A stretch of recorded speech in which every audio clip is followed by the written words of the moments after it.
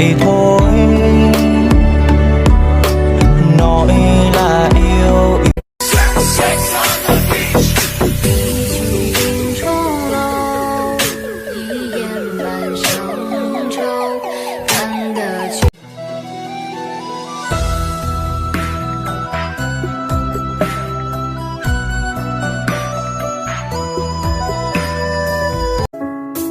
chờ xìa linh xua tú khu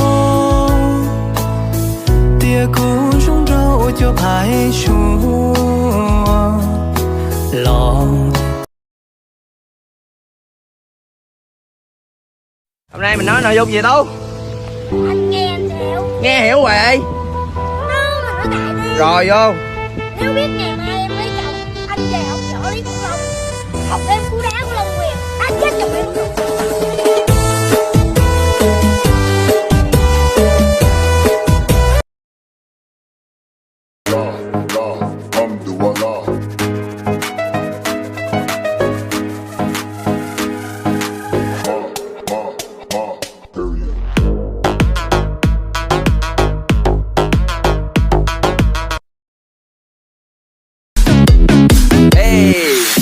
Là em cho anh mất ăn mất ngủ với đêm thất ngủ, chỉ có thể là em khiến anh bao đêm thao thức, với tim nào nức cũng chỉ vì em. Người ta ngắm cây ngắm cảnh, còn anh lấy ảnh em ra mờ lem. Chỉ cần có từ xa đằng kia đang bước vô làm cho tim anh như tăng cầu.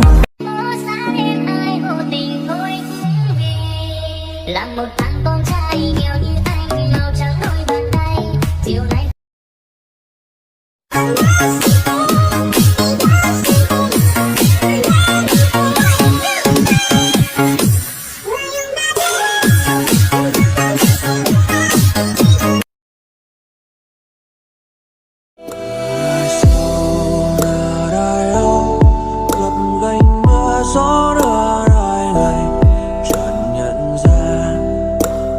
Rơi bên khung cửa sổ,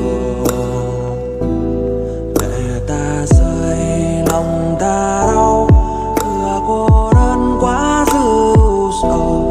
Tình men say chỉ mong sẽ yên lòng hơn. Ai sâu nở đời đâu, gập ghềnh mưa gió đưa đời ngày, chợt nhận ra tuyết rơi bên khung cửa sổ, lệ ta rơi lòng ta đau, thừa cô đơn quá dữ dội. Tình men say chỉ mong sẽ yên lòng hơn.